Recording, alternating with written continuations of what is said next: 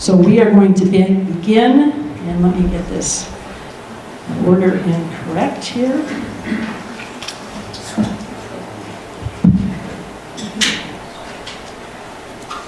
All right, so Karen, you are going to start. Hi, I'm Karen Stierwalt. Thank you all for coming tonight. I'm a first-time candidate, so this is really exciting. My husband Chris and I have lived in River Forest for 7 years. We have 2 sons, AJ and Will, who both attend Lincoln Elementary. I decided to run for library board because I love our local library. I think it's a wonderful resource for our whole community, for all ages. My family and I have taken great advantage of the summer reading program and all the programming available. And I think our library does an amazing job of servicing needs of all residents with a relatively tight budget. And in order to do that, they have to be strategic in the way they are doing things. And I would love to continue that work. And thank you for being here. Thank you. James? First of all, thank you to the League of Women Voters and the River Forest Civic Association. Also want to thank the 3 other candidates. I've met all 3 and they're awesome. They would be great library trustees. Also the current trustees. I mean, the library board is a gem, and I've been to just a few of their meetings and read a lot of their minutes. They do a really good job and we really have a great resource in town. My name's Jim Hopkinson. With my wife Deborah, we raised 4 children in the community. I grew up 714 Southeast Avenue. I was one of 8, and 2 parents and a grandfather in the house, so my mother got us to the library very young, kind of foisted us on the Mays Branch Library in Oak Park, and that's where I learned to really love libraries. I think I'm running really to give back to the community. The trustees of the library are awesome, so I think what I'd like to do is join them to help them continue working on this great library that we have. Thank you, Ates.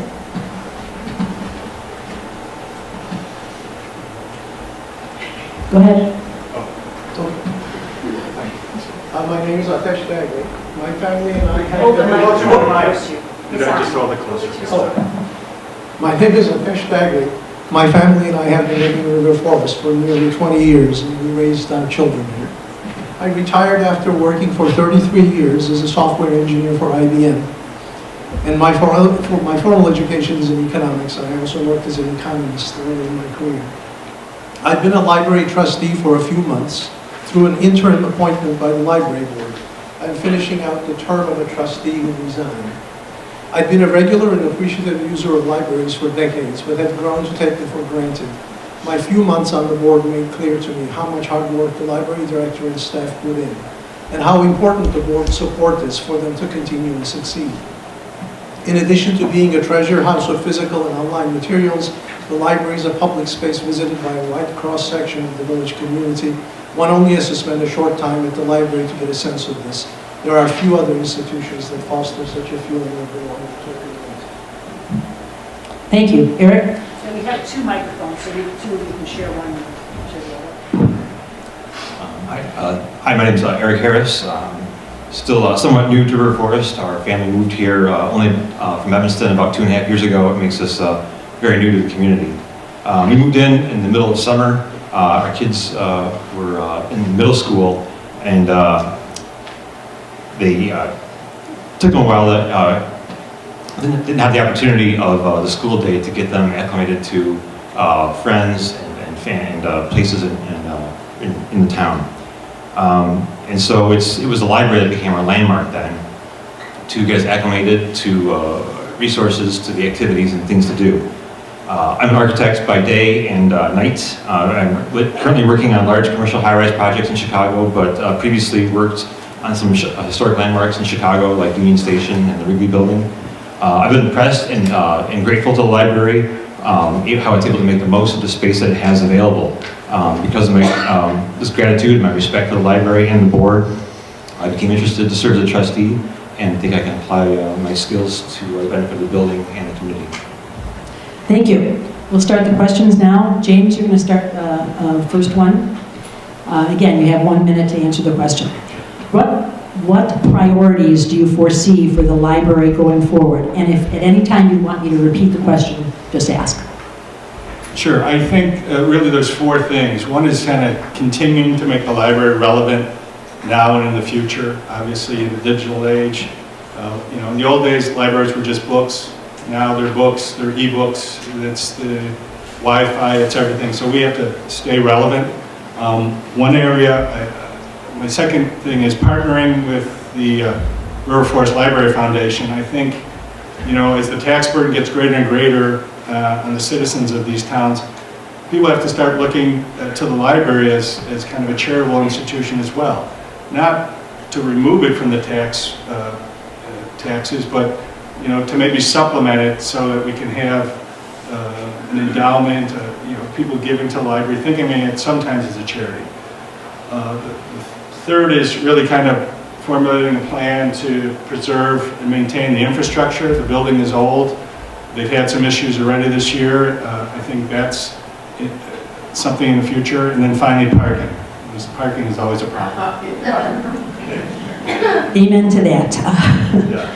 Ates? Well, same question. Yes, Okay. thanks. I think our first, the most important thing is to get more and more people using the library. That should always be a background task, and I think that it is. And another thing that the library board has to be careful about is the library is as I'm finding out, a rather complex and organization with people, with materials, with staff, with programs, and it takes a great deal of effort to get it running, and it's complicated. So we as a board have to be vigilant and make sure that everything is being done properly, but at the same time not try to micromanage. And of course there's fundraising, and again with fundraising it's great to have huge amounts of money given by a few people. But ideally, we would really like to get the small contributors, and lots of them, because it also gives us a sense of, it will give people a sense of ownership. Thank you. Eric? I would agree, as mentioned, and certainly as evidenced over the past couple of weeks, the infrastructure of the library, the addition in the 90s was one thing. It's a unique historic building. The program to expand circulation and some of the infrastructure issues are things that will need immediate attention. Second, I would think that to continue to demonstrate value to the community, that we find ways to announce its presence, to get more people in the door, to just to see what we have available at the library. So then with that would be the evaluation, justification, and reinforcing the current programs that we have, social programs, children's programs, elderly programs, and to prepare us for the future and prepare all levels of education. And then finally, and kind of tying all of them would be more inclusive to the community River Forest, offering services, offering programs, and offering a place for all of the community to be welcome. Thank you. Karen? I think the priorities should continue to be building engagement within the community, and then also making sure that the physical building is maintained, but that also it is being used to build that engagement as well. So this is a time where libraries are being used in a different way than ever before, and the library has always been strategic in the programming that they offer and monitoring and making sure that it is being used by all residents, and that should continue, as well as making sure that the building itself can foster a place where people can gather, that kids can come after school, that residents can come and do work, have any of their library needs answered by the librarians, and that we should continue to work on those two things. Thank you. Okay, next question. Ates, you're going to start with this one. How could the library use space in the community center if it's redeveloped?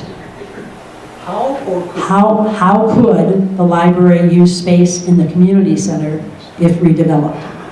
The library could presumably, well, first of all, my first instinct would be to talk to the librarians about this.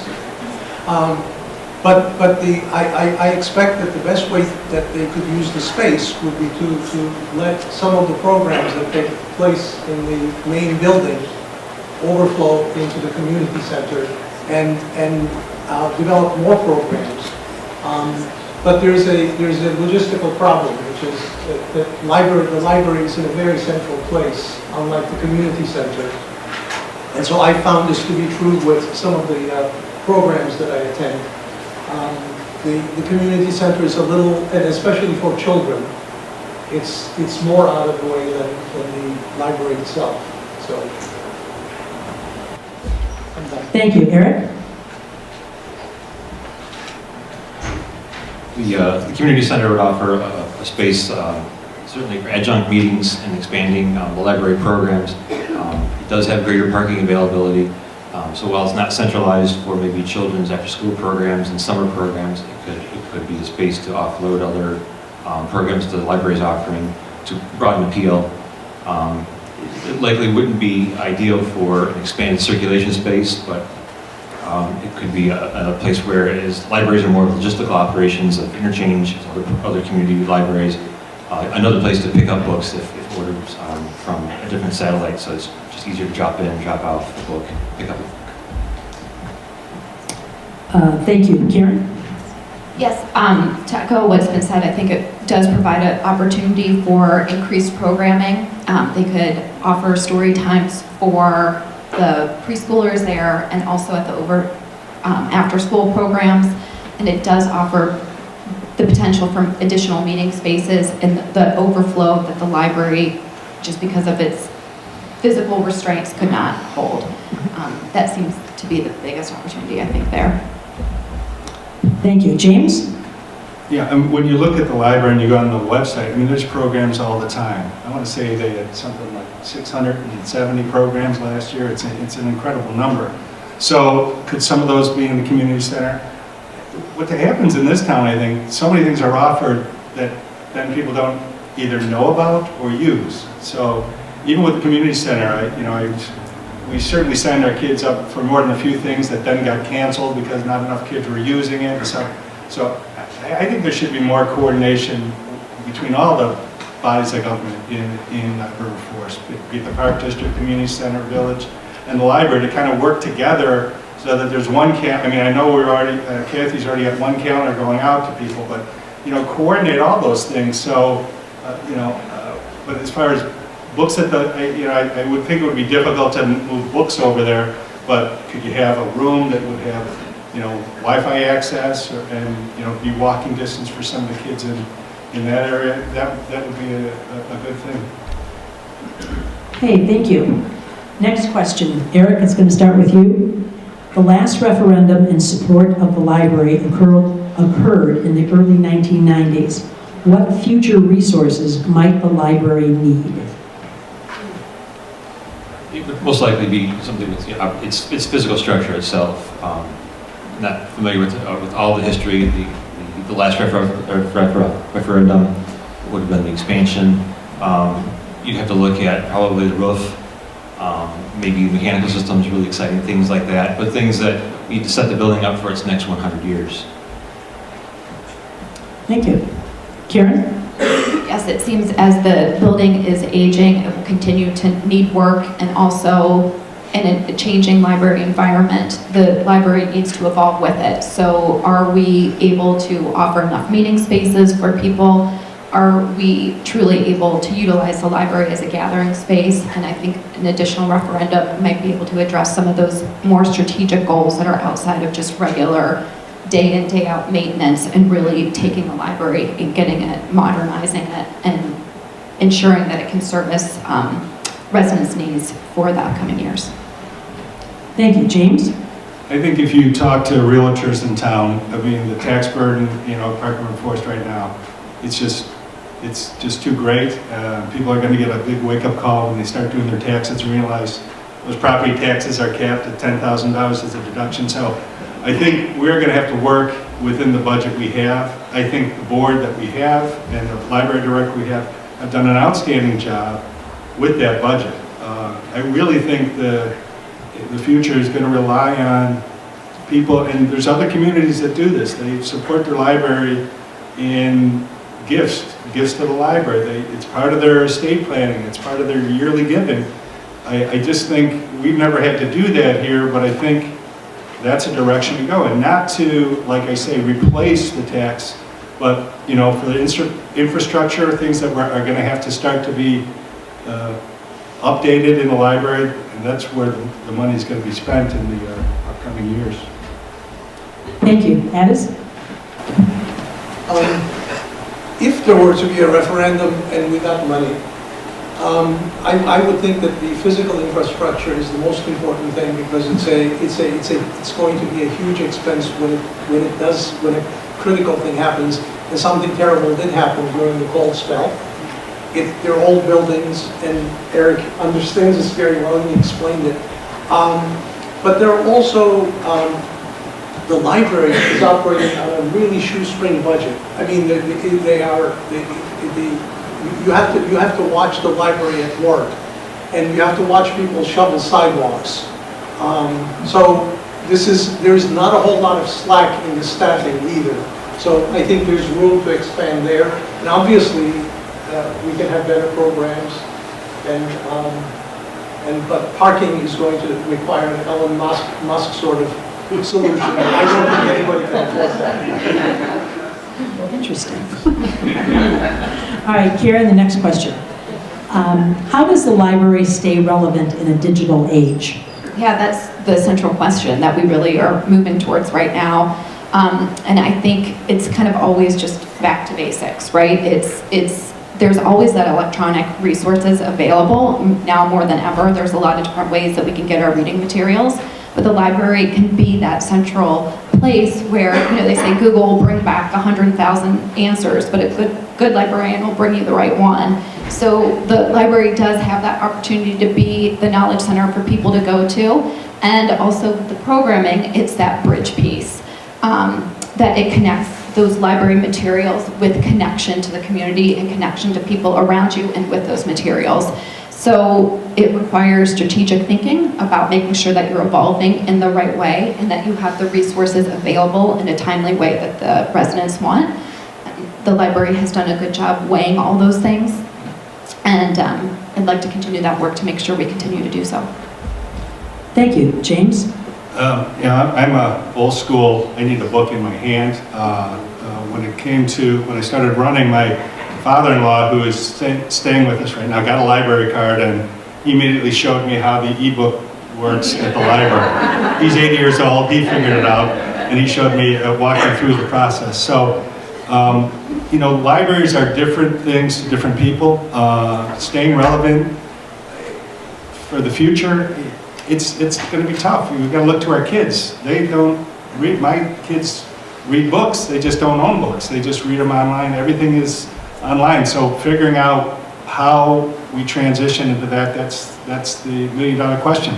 I will say this: we still need books. We'll always need books. We'll always need a library to have books, because if you don't, you're just going to rely on Amazon to be the keeper of the keys as far as what people read and what the references are. So the libraries can stay important. Thank you. Ates? It's very difficult to predict the state of electronic resources, what they will be like, not just from a technological point of view, but from a sort of an economic model, even a few years from now. They're constantly changing. And I mean, somebody who looks at the e-book and e-material offerings of the library may not realize this, but there are different models behind different offerings. Some of them you can check out, you can keep, and then the library pays a fixed amount of money for. There are other ones that the library has to pay for each use, and there are effectively unlimited numbers of them. And these things are constantly changing the way I understand from librarians, and I read about it. So this is a complicated setting, and we just have to be agile, and I don't really have anything simple to say about how to solve it. Thank you. Eric? Surely in the short term, it's we'll see more digital media, the e-books, books on tape go to audio, DVD rental. But I think the storage of information will start to split possibly if you want to be real far in the future. There'll be things that turn public domain that won't have a place to be preserved. Maybe technical journals that need a place to reside that will still interchange, it wouldn't be available electronically. But with the collection of so much digital data, there's a place for it to be housed in the future, referenced in the future. The librarian will always be the prime source and the prime person to teach us where to find the information. It's more and more, there's so much signal to noise. The answers are everywhere, but where's the right answer, as Katie said. That we rely on the library then as a destination and as a place to find the right answer, and also as a place to house the community's culture and a community's its immediacy. Thank you. Next question. This is a short one. What book are you reading or listening to? What good book have you listened to lately or read? Start with James, yes. Before I answer that, let me go back just a little bit. Libraries are the one place in our society where anybody can walk in. They don't ask for an ID. You don't have to buy anything. You can just go and use the reading room. When I'm on the road, I'm always finding a university nearby or the library nearby where I can go and just turn off the electronic and study or work or do what I'm doing. So libraries are always going to be important for that. It's the one place in town anybody can go, when it's open.